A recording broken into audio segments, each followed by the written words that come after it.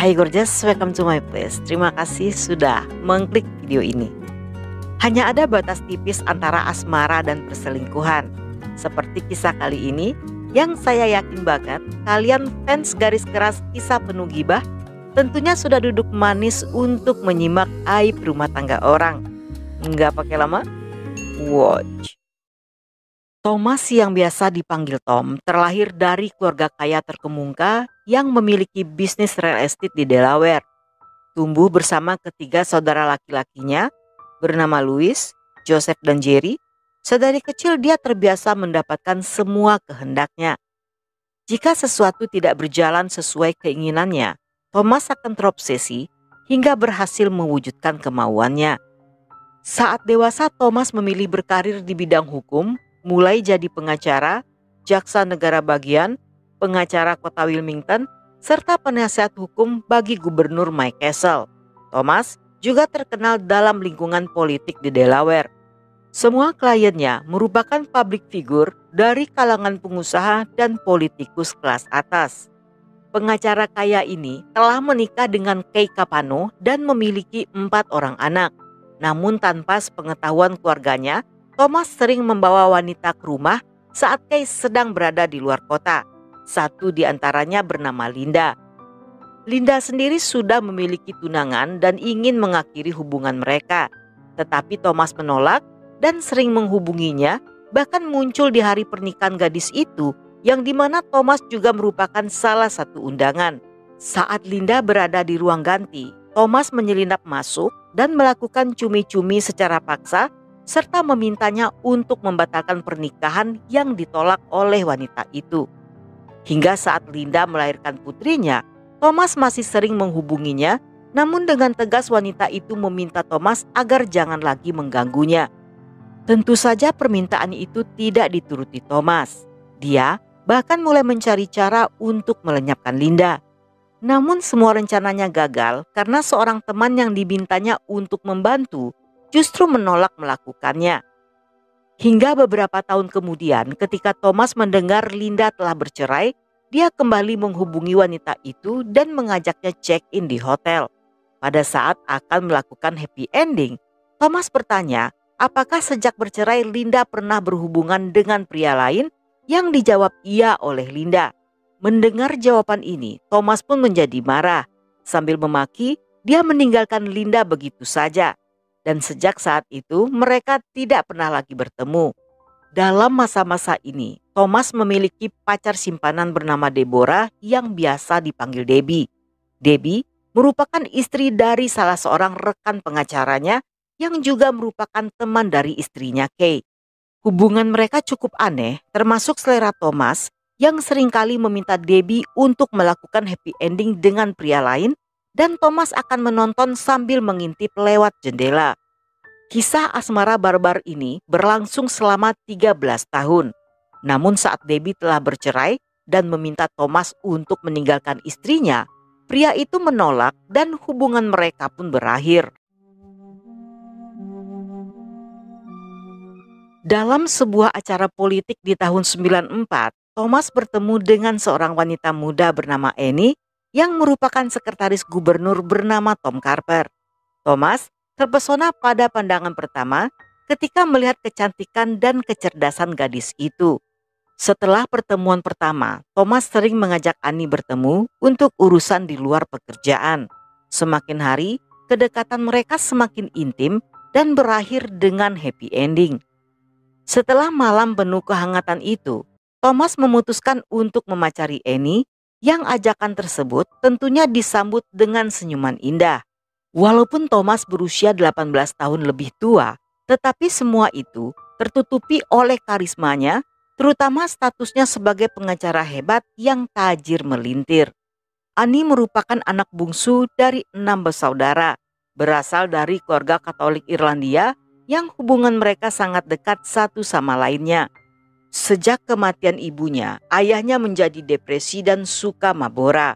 Annie, yang saat itu berusia 9 tahun, tidak saja kehilangan seorang ibu, tetapi juga sosok seorang ayah yang membuat keluarga mereka menjadi broken home. Masa kecil hingga masa remajanya tidak bahagia. Setiap kali ayahnya Mabora, dia selalu membuli Annie secara fisik. Namun beberapa tahun setelahnya, gadis berambut coklat dan bertubuh langsing ini pun pindah ke rumah abangnya dan berhasil menamatkan kuliah.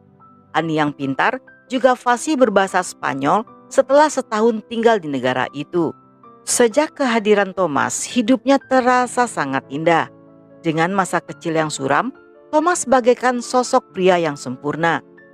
Bersama pria itu, Annie bisa menikmati semua yang selama ini hanya ada di dalam angannya. Sang kekasih gelap dengan royal suka memberinya berbagai hadiah mahal serta liburan akhir pekan yang mewah. Namun ketenaran Thomas membuat Annie harus puas dengan status kekasih gelap yang tidak boleh diketahui oleh siapapun termasuk keluarganya. Tetapi seperti buaya darat pada umumnya, semua sikap manis Thomas hanya ada di awal. Perlahan, sikap aslinya mulai bermunculan. Banyak hal yang menjadi pertentangan di antara mereka, termasuk hobi happy ending Thomas yang menyimpang. Hingga pada satu titik jenuh, Annie yang religius menyadari jika semua perbuatannya salah. Dia pun mulai menarik diri dan tidak mau terlalu sering bertemu sang ayah gula. Namun yang terjadi pada Thomas justru sebaliknya. Semakin Annie menghindar, Thomas mulai bersikap posesif. Dia menunjukkan perilaku aneh, bahkan menguntit kemanapun Annie pergi. Selama mereka pacaran, Annie yang suka menulis mencurahkan segala isi hatinya dalam sebuah buku diari, termasuk tentang romansa asmara yang membabi buta bersama sang kekasih. Di sana dia menggambarkan ayah gulanya sebagai pria romantis, royal, cemburuan, serta posesif yang belakangan hari semakin meningkat jadi suka mengontrol, berbahaya dan maniak. Di saat Annie sedang berencana untuk melupakan Thomas, pria itu justru menceraikan istrinya dan pindah ke rumah mewah sewaan yang berada di pinggir kota. Ketika mengetahui hal ini, Annie justru merasa kesal karena Thomas menjadikan dirinya sebagai alasan perceraiannya. Dan gadis itu bersumpah akan memutuskan hubungan mereka selamanya. Sepertinya semua doa-doa Annie didengarkan oleh Tuhan. Tanpa diduga-duga, bosnya memperkenalkannya dengan seorang pria lajang bernama Michael. Usia mereka hampir sebaya dan dalam waktu singkat, hubungan keduanya menjadi sangat erat, bagaikan hubungan online shopping dan kurir JNE yang biasa nganter paket. Michael adalah seorang eksekutif di bank yang berada di daerah Wilmington. Dia berasal dari keluarga terkemuka di Rhode Island yang memiliki banyak koneksi.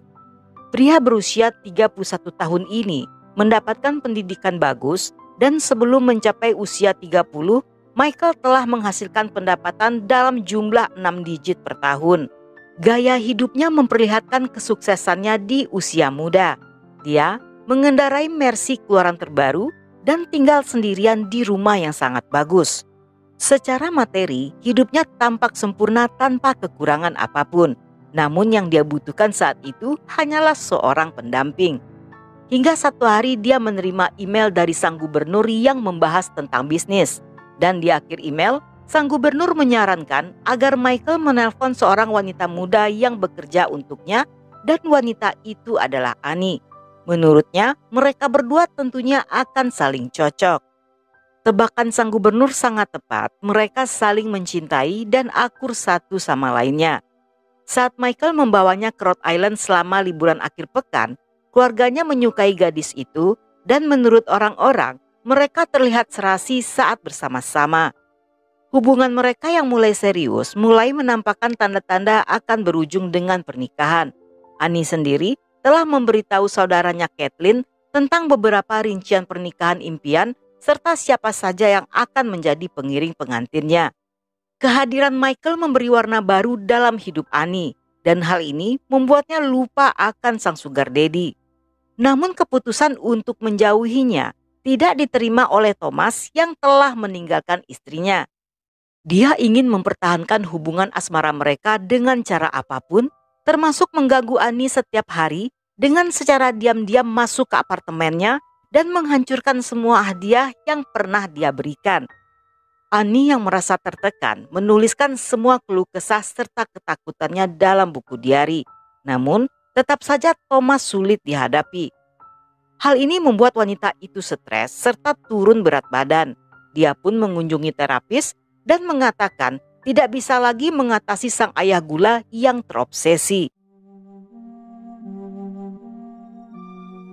Di tanggal 27 Juni 96 pada jam 7 malam, Michael menelpon Annie dan meninggalkan pesan pada mesin penjawab telepon. Dia mengatakan akan pulang terlambat karena akan datang ke acara barbeque dengan pegawai magang di kantornya dan berjanji akan pulang pada jam 9 malam.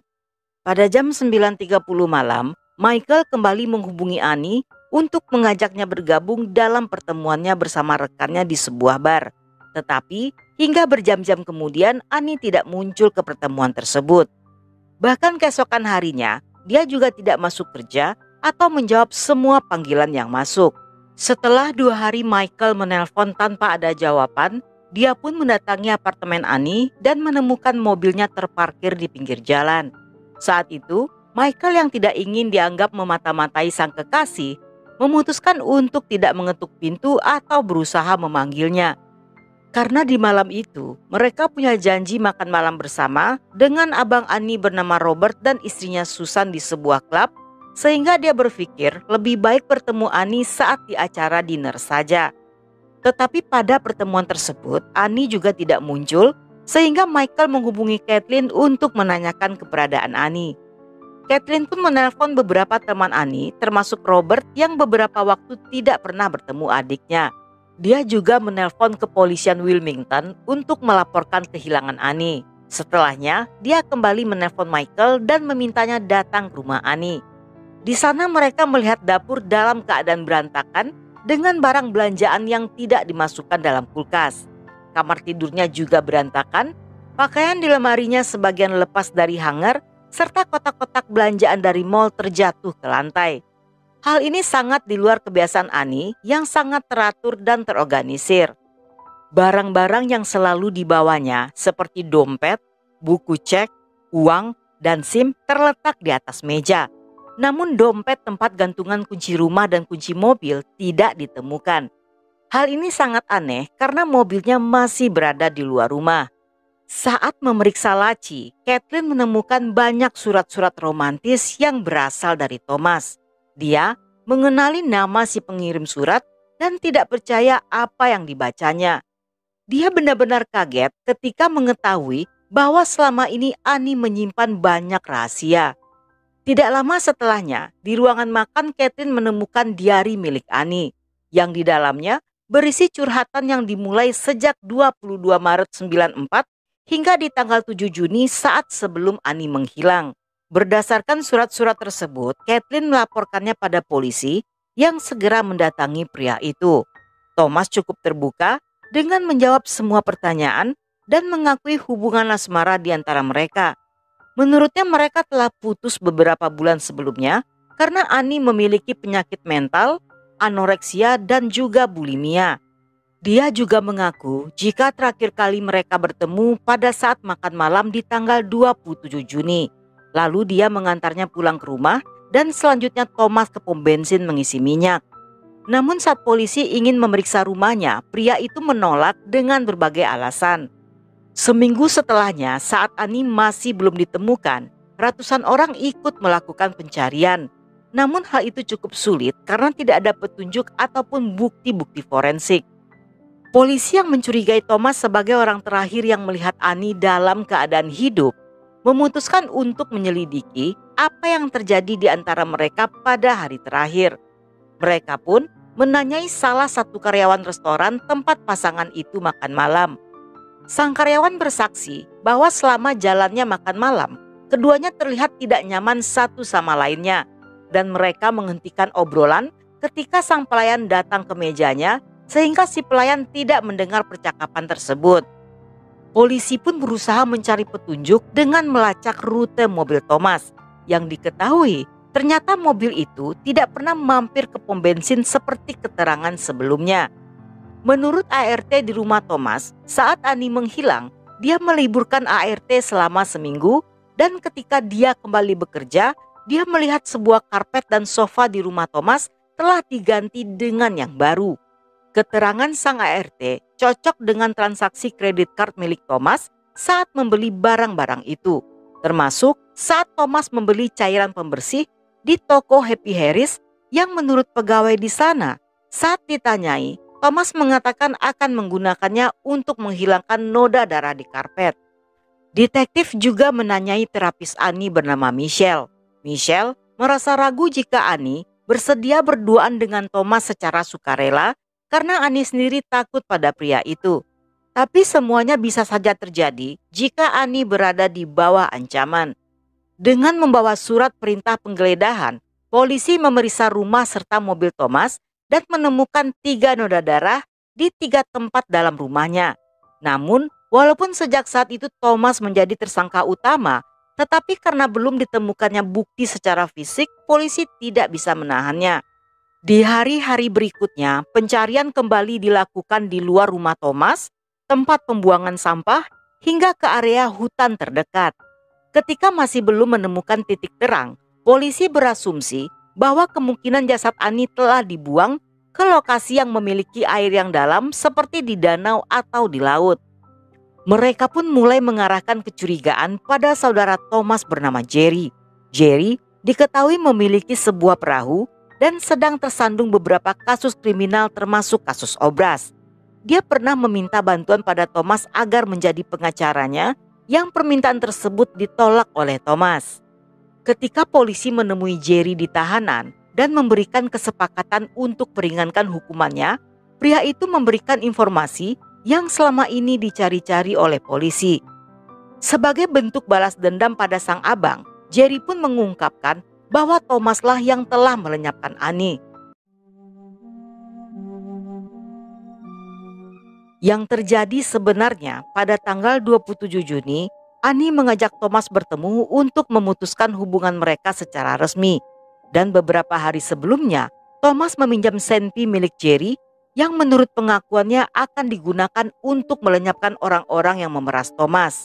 Sehari setelah Thomas dan Annie bertemu, pada dini hari, Thomas mendatangi rumah Jerry. Dia meminjam kapal dan meminta bantuan untuk membuang jasad seorang pemeras ke tengah laut yang baru ditembaknya. Pada awalnya Jerry menolak karena tidak ingin terlibat, tetapi Thomas memaksa dan mengatakan jika dia tidak tahu cara mengemudikan perahu. Jerry yang tidak punya pilihan pada jam 8 pagi mendatangi rumah Thomas dan melihat sebuah kotak es pendingin yang dililit rantai serta segulung karpet di garasi. Bersama-sama mereka membawa kotak tersebut menuju dermaga dan berlayar sejauh 7 mil menuju Samudra Atlantik. Mereka menggulingkan kotak tersebut ke dalam laut, tetapi kotak tersebut tidak tenggelam sehingga Thomas menembaknya beberapa kali agar air masuk ke dalamnya. Tetapi usahanya sia-sia karena kotak itu tidak tenggelam dan justru semakin mengapung. Thomas yang khawatir jika kotak itu akan ditemukan orang lain segera mengeluarkan tubuh di dalamnya yang kemudian dililit menggunakan jangkar dan dilempar ke dalam air. Saat itu Jerry sempat melihat kaki jasad tersebut yang menurutnya lebih mirip kaki wanita daripada kaki pria. Sepulangnya dari sana pada jam 5 sore, Thomas meminta Jerry untuk membuang karpet serta sofa di garasi, yang dibuang oleh Jerry ke tempat pembuangan sampah yang berada di lokasi pembangunan real estate miliknya yang dikelola oleh sang abang Louis. Karena noda darah pada sofa tersebut tidak bisa dihilangkan dengan cairan pemutih, Thomas pun menggunting bagian tersebut agar terlihat seperti barang rongsokan sehingga tidak akan ada pemulung yang mengambilnya. Sedangkan karpet serta busa sofa telah dipotong kecil-kecil dan dimasukkan dalam kantong plastik. Demi membantu saudaranya, Louis mengosongkan tempat sampah tersebut di luar jadwal agar bukti bisa segera dihilangkan. Setelah semuanya beres, pada jam 11 malam, Thomas mendatangi mantan kekasihnya Debbie yang kembali dipacarinya. Malam itu selain melakukan happy ending, Thomas juga menginap di rumah sang mantan yang selama ini telah dia lupakan.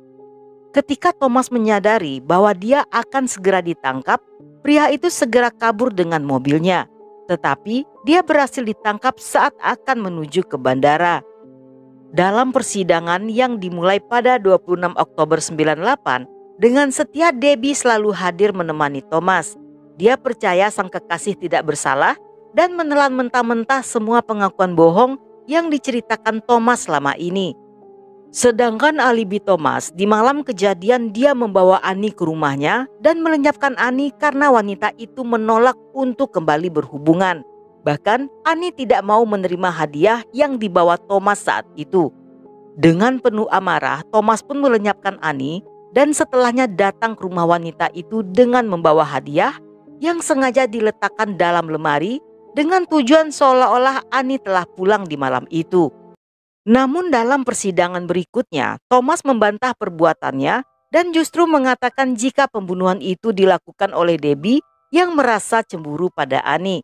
Dan Thomas pun membuang senpi yang digunakan demi melindungi Debbie. Tetapi hal tersebut dibantah oleh Debbie. Dia memang melihat 2 buah senpi yang dibawa Thomas, tetapi kemudian dia membuangnya karena wanita itu tidak ingin membahayakan anak-anaknya yang juga tinggal di rumah itu. Debbie sendiri walaupun mengetahui kisah asmara Thomas, tetapi dia tidak mengenal Ani. Pada 17 Januari 99, Thomas divonis hukuman eksekusi dengan menggunakan suntik mati. Hingga di tahun 2006, dia telah berkali-kali mengajukan banding yang ditolak oleh pengadilan. Tetapi setelahnya dia beruntung ketika di tahun 2008, negara mengganti hukuman eksekusi menjadi hukuman seumur hidup tanpa adanya kesempatan pembebasan bersyarat. Namun pada 19 September 2011 saat berusia 61 tahun, Thomas ditemukan meninggal di selnya akibat serangan jantung. Hingga akhir hayat dia tidak pernah sekalipun mengakui kesalahannya. Kasus ini sudah banyak difilmkan dan dibukukan yang menghasilkan royalti jutaan dolar. Di masa depan, royalti tersebut menjadi rebutan dan perseteruan bagi saudara-saudara Thomas. Sedangkan jasad Ani hingga saat ini tidak pernah ditemukan.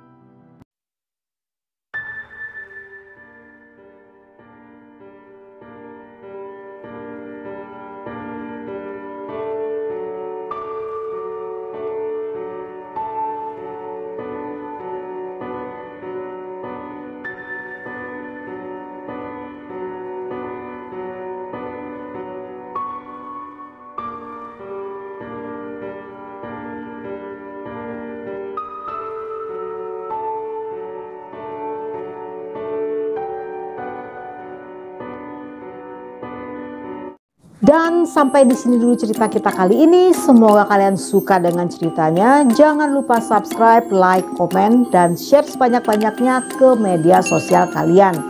Dan buat kalian yang masih betah hingga akhir, thank you, love you, have a nice day, and then see ya.